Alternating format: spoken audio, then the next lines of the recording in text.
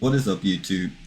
I hope y'all having a lovely and great day. We're going to be covering the brand new season of Apex Upheaval, aka Season 21, and I'll be covering as many patch notes that I find important as possible. We will be skipping this video, but I will leave a link to this entire page in the description below if you're interested in checking it out. Without further ado though, let's get right into it. So for starters, we're going to be checking out the new legend Alter. She has her entire bio here. Feel free to pause and read it if you're interested in that, but I'll be covering her abilities. Starting with her passive, this is going to allow you the ability to grab one item out of a death box. You are allowed to grab any form of item except the shield core. So items that you are allowed to grab are guns, ammo, grenades of any type, shield batteries, medkits, syringes, shield cells, ultimate accelerants. Pretty much any and everything except for a shield core. So that is the one exception. You just have to take note of that. Next up is our tactical void passage, which allows you to place a portal on any surface as long as it's 20 meters of depth or less. And if it is, you'll be able to have one side where you place the portal and the other side come out directly on the other side of the wall that you placed it on. And sometimes it can come out at special angles, but it depends on where you place the portal. But overall, that benefits is that you can go through an entire wall and get a new angle on opponents or come from areas that they may not have initially expected, as long as you're quick enough to capitalize on it. You are going to have a few seconds coming out of the portal where you are vulnerable. I think it's about a second's length, so you do need to be careful of that, because if you do it wrong or where the enemy's already facing, you can easily get beamed and it's over, you'll die. So you do need to be smart of how you use the tactical. Another thing to the tactical is if you place it vertically, like super high up, let's say like a 50 meter or 40 meter up surface, it leaves a phase tether, which means even though you couldn't just like jump all the way 50 meters up to get to it, it brings a tether down that you can just climb up and it'll teleport you straight through the portal all the way up. So you don't need to worry about vertical height, because there will always be a tether for you to use as the altar, at least. Next up is the Ultimate Void Nexus. It leaves a regroup point for you and your entire team. So basically, you place the object down and you have 180 seconds to hurry up and use it at some point. Or if you get one of the passes, which you'll cover here in a second, it'll stay forever. But usually, you have 180 seconds to capitalize off this ultimate. So the best way that you can use it is placing it down a distance far away from a fight that you think you're about to go into, and try to close that gap as quickly as possible and get into combat. If things don't go your way, or you beat that team and you hear another team coming up about to third party you can use this ultimate and escape. The catch though is it takes 3 seconds for her to use that portal. She has to pull out a thing that looks like an ultimate accelerant, and then after the 3-second delay you teleport all the way back. If you were 200 meters away on the dot, you're teleporting 200 meters the full distance back until you're back to it. And then after a brief period of waiting, a portal opens up that her allies can take. But the problem is, hostiles can also take this portal. So after you do take the portal, it is always good to be mindful of people that may potentially follow you back through the portal, so do be wary of that. Next up is the upgrades. So her level 2 upgrades are going to be an ultimate cooldown, which reduces our ult cooldown by 30 seconds, which is always nice. And Void Vision, which extends highlights and sees health bars after exiting the tactical. So depending on your playstyle, what you think is more important, you can choose between those two. For our level 3 upgrade options, she's going to have the ability to, this is the one I was talking about for her ultimate, make sure that her ultimate can never time out. So it won't be 180 seconds and then it goes away. It will just sit there, and then whenever you need it, you can use it. And because when you place the first one, your ultimate starts chipping back up, technically speaking, there is a way to theoretically have 100% ultimate uptime, so that is something that you have as a benefit with this character, which is pretty unique to her. I don't know too many legends that have 100% ultimate uptime like that, but she is the first that I can tell of. Next up is her tactical cooldown, which reduces tactical cooldown by 10 seconds, which is really great. I mean, I believe her, I don't know what her exact cooldown is, but I think it's about 26 seconds.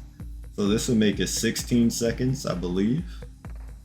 And if my guess is correct, then that would mean you only have 4 seconds of downtime with that portal. So in a way, like both of our level 3s just make it to where you have minimum downtime in between your abilities, which can be really strong. Like a 4 second downtime on a phase breach could make some crazy mix-ups throughout a battle. So that's something to take note of. This is something I'm personally really excited about.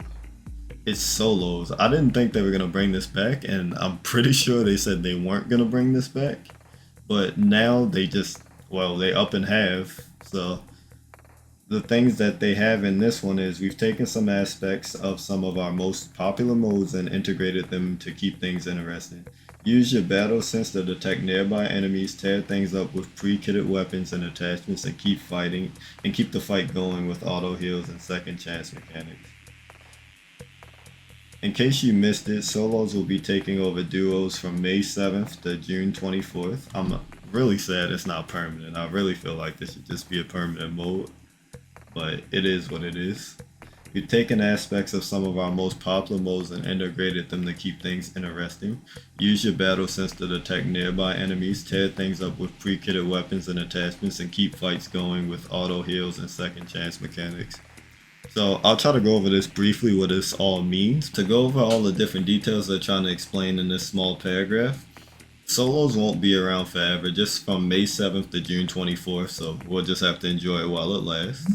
Next up, if an enemy is within 50 meters of you, the game will alert you that there's a player nearby. This is to avoid ratting, or maybe there's just too many people in the area. It'll at least alert you that somebody's there and you can be on guard a little bit better. Next up is that weapons now come kitted. This is just to speed up the looting process so you can get into combat quicker instead of finding the barrel stabilizer and then the scope and then the magazine. It just speeds up the process and makes things quicker, and I think that's overall a good aspect of it.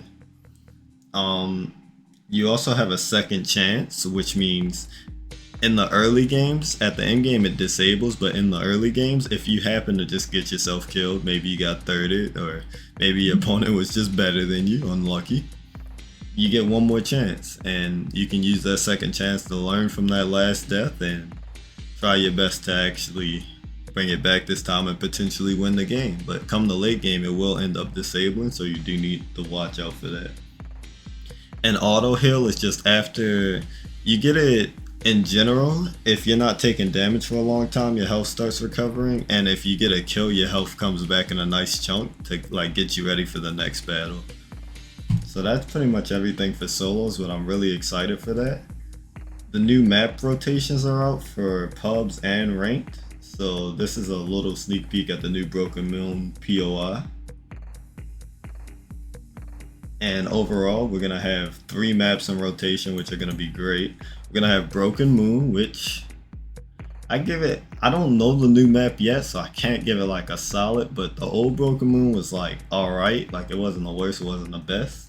So this is a pretty decent thing to have in rotation. Kings Canyon, this is a hot take for me, but I don't really like Kings Canyon in ranked, but it's also not the worst one ever. I just think the third party can get off the charts on that map, and there's nowhere to go, personally.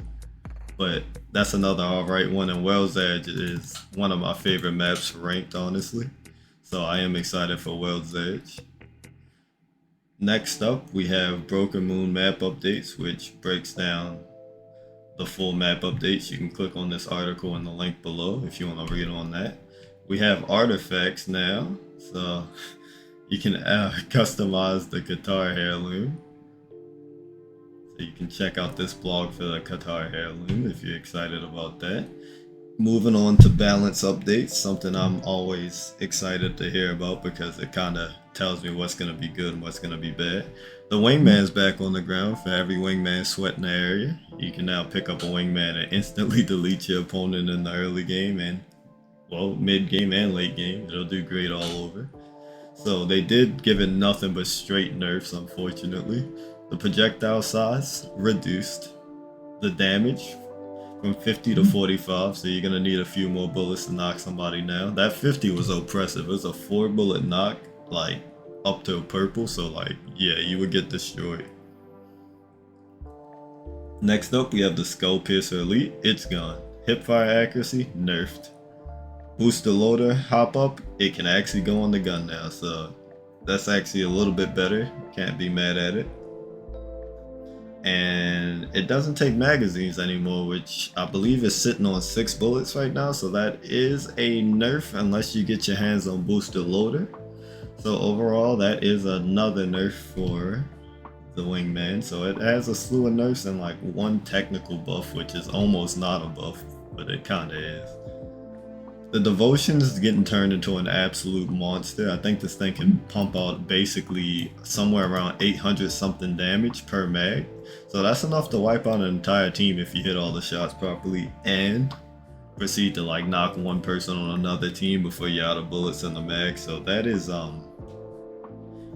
yeah, that's insane damage. It's gonna do a lot of damage. And let's go over the overall patches. So its damage got bumped up, hence why I can deal out almost 800 per magazine now.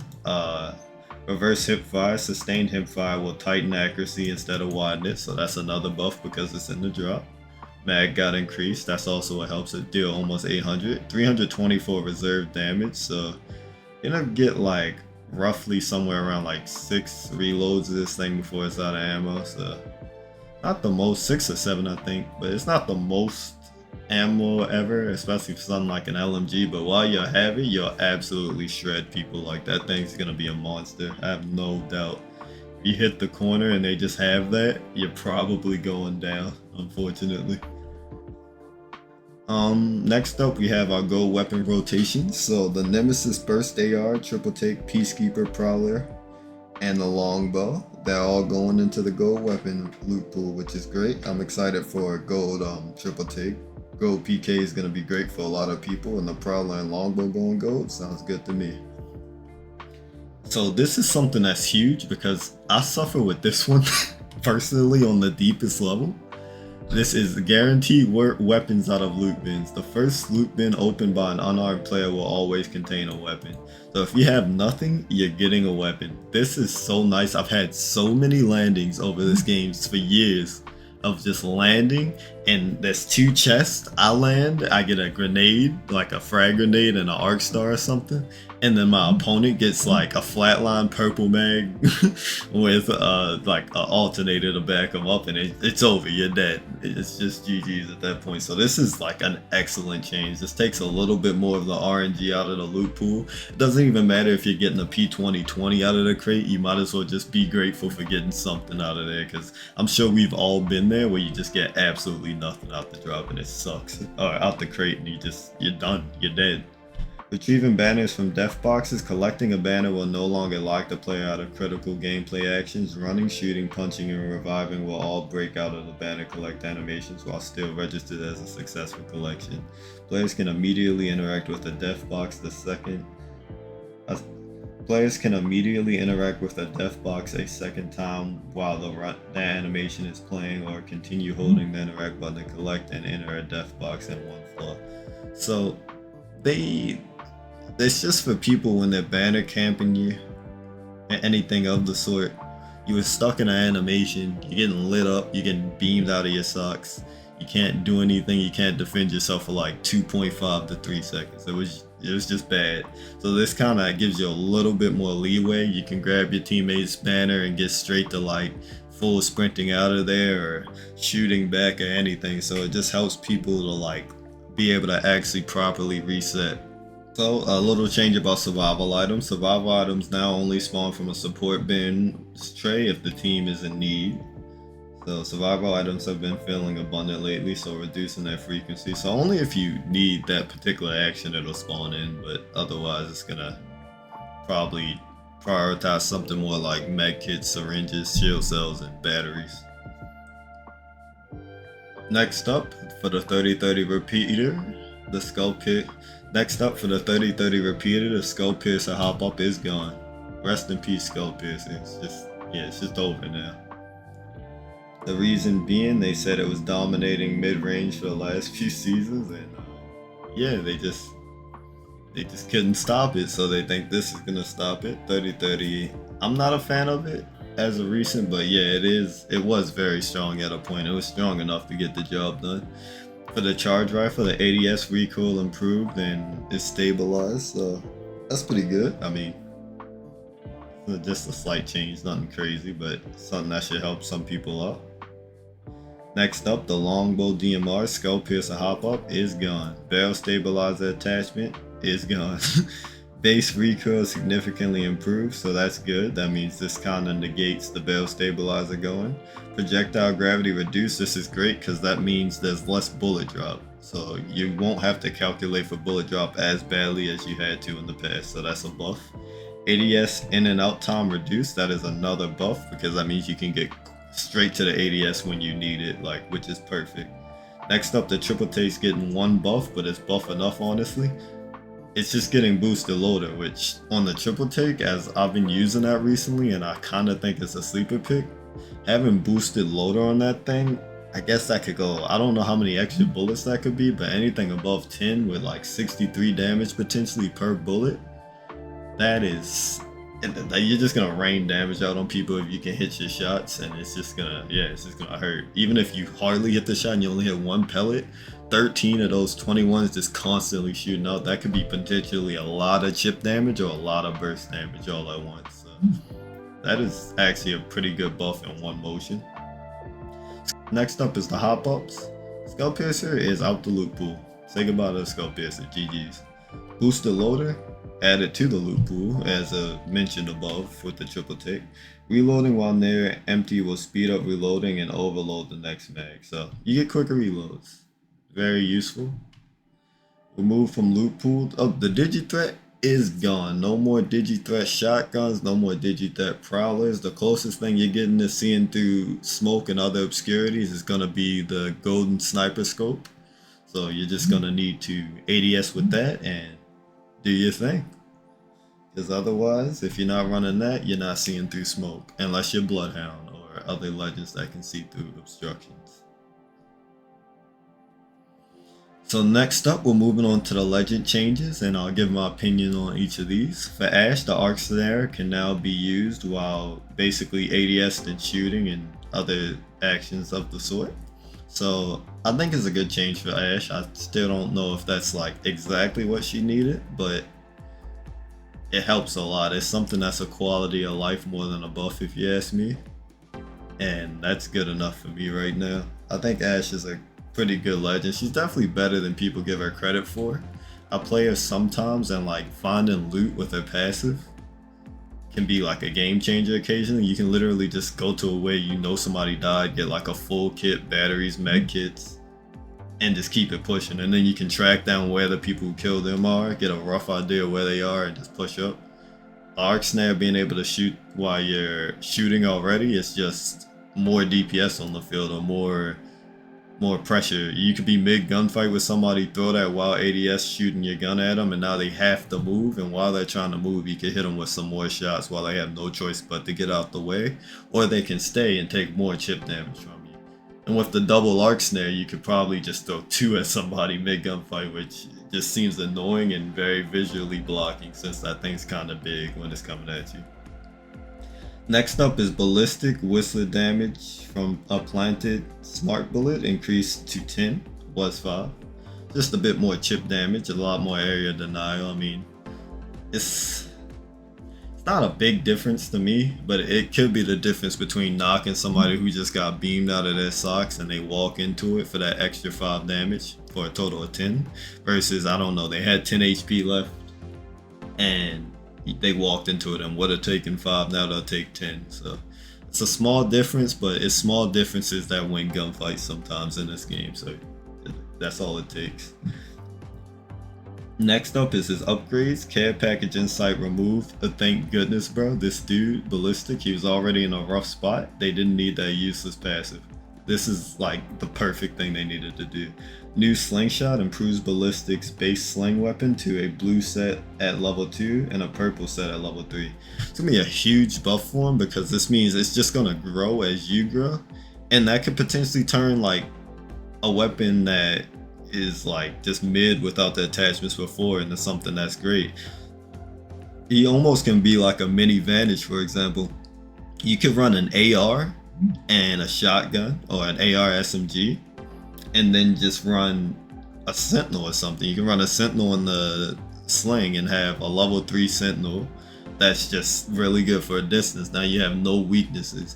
You got AR for mid to close range, you got the shotgun for up close, or an SMG for up close / mid, and now you got a Sentinel in your back pocket. That means you can absolutely snipe somebody. Or you can run a PK in the sling and do the inverse. You have a ton of options and a ton of customization. You could literally be carrying a Havoc in that sling right now, purple Havoc at any given time, and it's just gonna shred. Like, it's just gonna instantly wipe people if they get too close to you. So that opens, like, this passive right here, it opens so many possibilities for that character. He's still not my cup of tea, but that right there could change everything for like a Ballistic main, honestly. Be such a night and day difference. Moving on to his passive abilities, you can see Lasting Bullet is the same, but the new difference now is instead of revealing care packages, the sling weapon will increase with each upgrade. So that's a huge buff for him, honestly. Should give Ballistic a little bit more viability he didn't have before. BloodHound's Beast of the Hunt, he got a nerf. Yeah, a big old nerf. That's an extra minute of no more Beast of the Hunt, which, I mean, yeah, that sucks. For BloodHound players, at least. Other people would jumping for joy right now. I don't play BloodHound, so this just makes me happy. BloodHound players, I'm sorry. Nox with ultimate active, no longer extend duration. Yeah, no more, just nerfs all around for me. He's done. Not done as a character, just like, it's just gonna make him worse, but BloodHound's still always gonna be good no matter what, as long as he has an ability that scans a football field in front of him, so he's fine. His tactical cooldown, I think this was an upgrade, is gone for probably the best.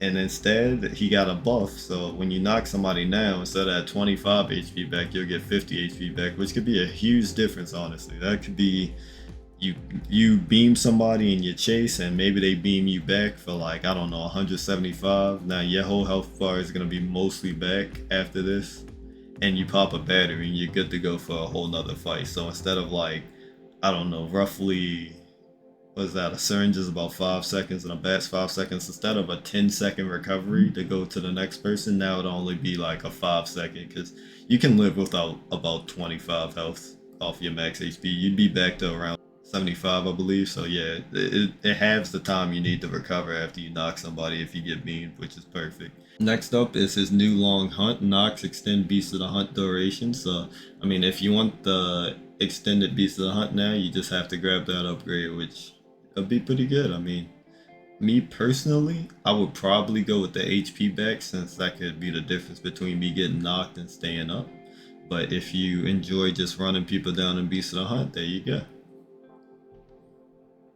These are his reworked armor passives, which you can see here. Instead of the -5 on attack cooldown, he's now going to be getting gain 50 HP on knock, and then instead of gain 25 HP on a knockdown, he has Nox extend Beast of the Hunt duration.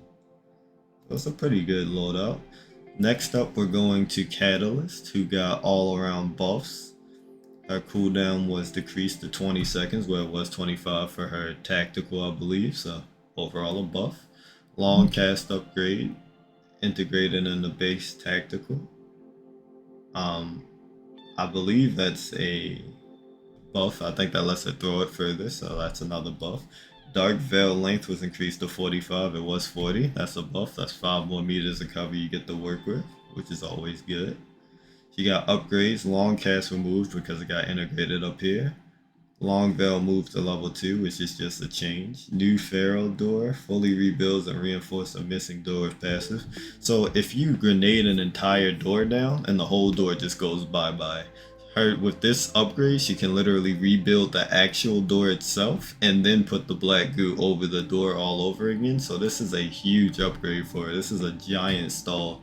That's a ton of more kicks they have to do now just to get the door back down. So that's just a very strong upgrade through and through. These are reworked armor passives. I'll just leave it on the screen for you guys to read, but overall, these are brand new changes, and she got pretty much a whole armor passive rework, which is great. Gas damage and slow now stops immediately after Caustic squad is eliminated. This is perfect because I actually, I think it was like a week ago, I actually wiped the Caustic team and died to the last tick of his gas while he was gone, and I don't know, I was just kind of over it at that point, so this is something that I'm so glad it happens. It's gonna suck for Caustic players who just kind of want to take you down with them, but at least you get the chance to just live. Gas damage ramps up from 4 to 10. It was 5 and then uncapped. Damage on knockdown players down to a flat 4 was 5. So this is a nerf right here at the end, and this is also a nerf right here. So this is all around nerfs for Caustic. This one doesn't really make a difference unless well, it does make a huge difference technically, but by the time this would happen, you would have already died. So I mean, for pettiness maybe, if you just wanted the enemy team to get wiped with you, that's a nerf, but outside of that, yeah, it's not really that important. But for the gas damage ramps up from 4 to 10, it's capped now. That's pretty bad, that's a big nerf. And this honestly is another big nerf because this makes it to where it has to take more ticks to potentially BM somebody, where it gives them a window to get out of the gas's range or live, so yeah, just nerfs. For Conduit, Radiant Transfer can no longer target a Revenant while Forged Shadows is active. Thank goodness, bro. There's nothing fair about this, bro. There's actually nothing fair about this, so I'm just glad this is gone. When Revenant activates Forged Shadows, temporary shield generator ends immediately. Thank goodness. That combination? That combination just wasn't fair. There's nothing else to say about it. It's just almost nothing you can do about that much health. It's already minimal things you can do about somebody with 300 HP and red evo versus your maybe 225 or less HP. So with that on the back of them, it was just misery incarnate. So I'm glad that's gone. Thank you, Respawn. Thank you so much. So she did get an upgrade here. So I will say that this is still technically a nerf to Conduit because it was a strategy for some people. So at the end of the day, that is a nerf to Conduit regardless, and Revenant inversely because he was another component of it, but yeah, that's a nerf overall. Upgrades, battery collection removed, new backpack can stack up to 3 shield batteries per inventory slot, doesn't stack with the gold backpack. So if you get a gold backpack on Conduit, unless you're fiending for 3 stack medkits, maybe give it to your teammate if you have this passive rolling, because I mean, you have a free gold backpack as your level 2 passive if you choose this one, and that's just huge. That could be a huge loot difference. These are her reworked armor passives, so take a look at that if you're interested. Crypto, I actually am one of the 2 crypto mains on the planet. I play them in my spare time, and I mained them for a few seasons. So all of this, I got to see these early, but I was extremely excited for this. This stuff could potentially be huge. I just have to see how it plays out tomorrow, but this could be absolutely huge.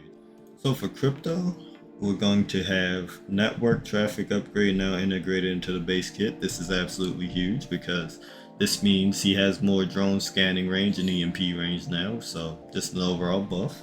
Squad count banners are now visible anytime the drone is in a deployed state. That means that if you just throw the drone out, you'll now be able to tell how many squads are in the area, so that's a huge buff for crypto and one of the main things I ever wanted for him, so I can't be mad at that at all.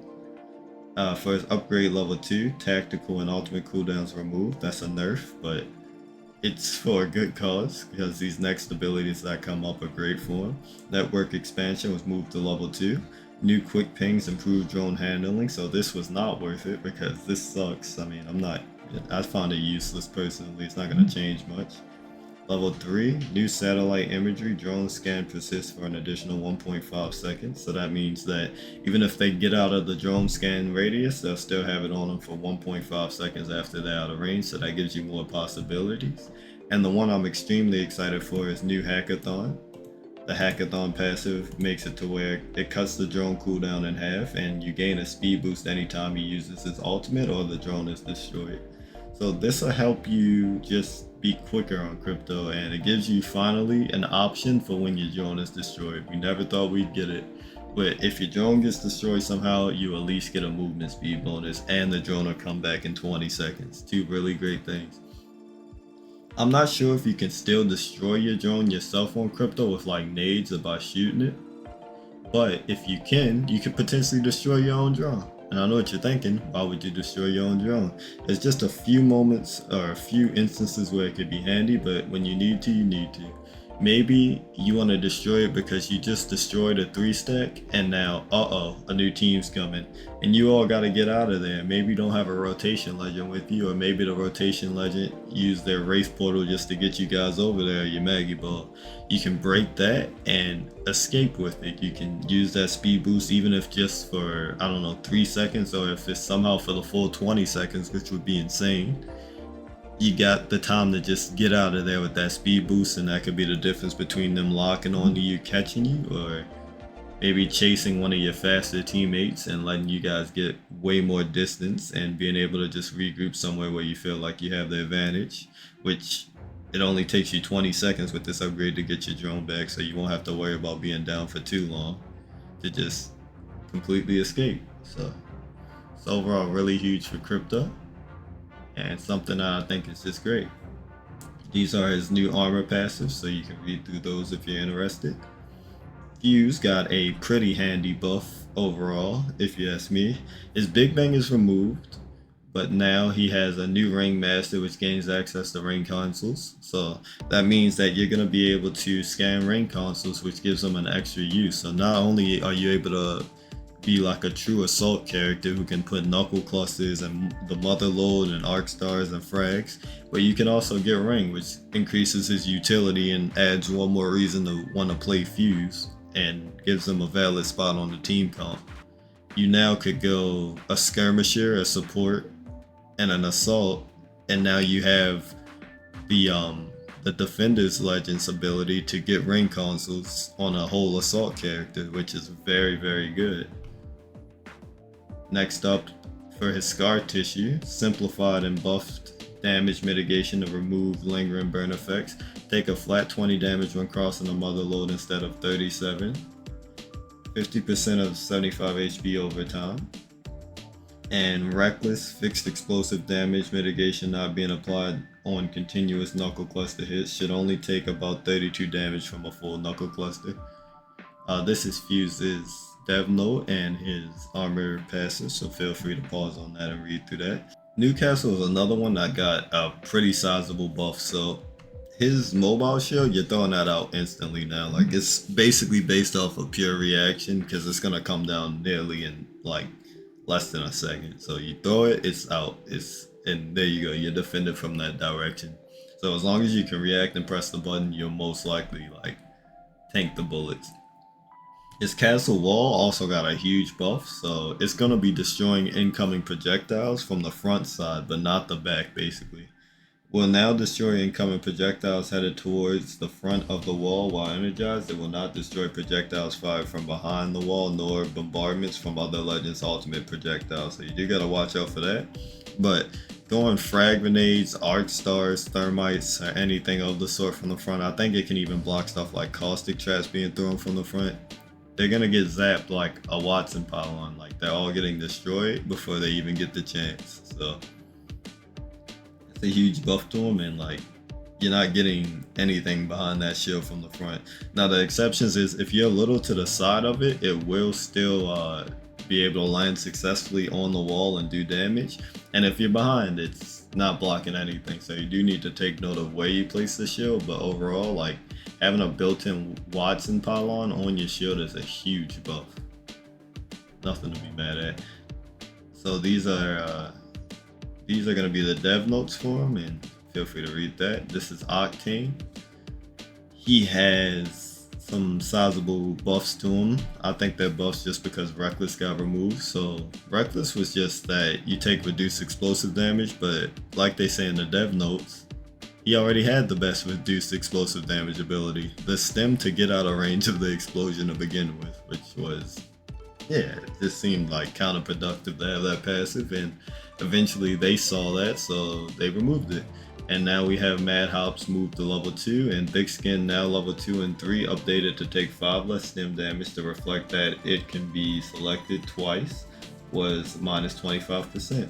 So, I mean, what that basically means is he now has 2 abilities to reduce stim damage on his kit, and he's just gonna be able to keep on stimming himself. You just stim a lot more, and there's new options. These are his armor passives right here, so feel free to read through them. If you do pick the double stim, you'll be able to take significantly less damage than you normally would, and it's just a really cool passive to add. Wattson upgrades his falling star pylons will stop spawning arc stars when that squad is eliminated. This is neither a buff nor a nerf to the Wattson directly, since if you're dead, what does it matter to you? Split circuits no longer reduces shield regen capacity. I'm not sure I don't play Wattson, so I don't exactly know what that is, but I would assume that that is some form of buff, so congratulations Wattson mains. Wraith into the Void and Dimensional Rift. Nearby enemies will be highlighted for players traveling through the Void, so that is a buff inspired by Alter. There are some map buffs here, so for Broken Moon there's new POIs like Cliffside, Experimental Labs, Solar Pod, Spaceport, Quarantine Zone, and Underpass. Breaker Wharf got updated, and there's new rotations to switch things up and keep squads on the move. There's new ring console, survey beacons, and crafter locations on Well's Edge, Storm Point, and further extended out the probability of a prop spawning at any specific location. For Well's Edge, they added possible ring console spawn location in Mirage Etoile and Survey Camp. Added possible survey beacon spawn locations to Survey Camp and the Geyser. And for Storm Point, added possible crafter spawn locations to Command Center. And added possible survey beacon spawn locations to the wall and the unnamed POIs northeast of Checkpoint and at the edge of the map east of Stormcatcher. So for modes, we're gonna have solos, and I'm gonna skim over this part because we kind of went over this already, but feel free to pause on something you find interesting here. But we're gonna have solos, details, mixtape is gonna have control, gun run, lockdown, and TDM. They'll change throughout the weeks. And some slight changes to ranked here, but all players in a pre-made ranked squad must be within 3 rank tiers of each other, or they will not be allowed to progress to matchmaking. So it's a slight nerf to, I guess, playing with your bronze homie, or for all the hacker men, I think they're just bringing like dang near no rank anybody's and would just come in and just tear up the entire lobby. Gotta at least be 3 tiers apart now. I think that's a fair change, and outside of that, there's no tuning really happening in the rank, so yeah, that's just the end of that. Improved in-ring generation, which could theoretically be a buff, since there's a chance that you could just get a more fair ring and a more functioning ring, so that you don't get put in, I don't know, a ring where 80% of the ring's on a mountain and 20% of it's actually playable, and you guys gotta fight up against the wall. It's like a super compressed space, so there's that. For bug fixes, there's those, so you guys can look through those. And there's some slight legend changes here. So Ballistic, duration of Speedy Whistler restored to 2 seconds. BloodHound, passive markers no longer appear for teammates not on player squad. For BloodHound again, players can once again be scanned by 2 BloodHounds at the same time, so that's unlucky, feels bad. Catalyst, fixed Dark Veil not charging for a short duration off spawn, so yeah, I'm glad that's up for Catalyst players. Crypto recall audio when the drone is far away from you is audible once again. That's a nerf to crypto, unfortunately, even if just slightly, it is a slight nerf.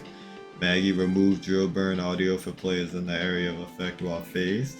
Removed Wraith shadows from the void if you aren't playing as Wraith. And Wattson resolved bad spawn points for arc star generation from the falling stars upgrade. Outside of that, here's some quality of life added to the game. I'll slowly scale through these so you guys enjoy. Same thing for graphics. Feel free to pause whenever you need to see something that catches your eye here if you just want to read through everything. Most importantly, they put this little Nessy right here, so you will want to congratulate everybody on finding the blue Nessy. So we did it. We found the blue Nessy. Huge props to everybody. And that is basically the article. I hope you guys all enjoyed. And if you did, a like and subscribe is always greatly appreciated. I play a lot of FPS games, and Apex is one of the main ones I play. As much flack as I give the game, I love it. I have like 4,000 hours in this game on PC alone. I think I have more on console. But yeah, thank you all for stopping by, and I hope you have a lovely day, and I'll see you guys in the next video.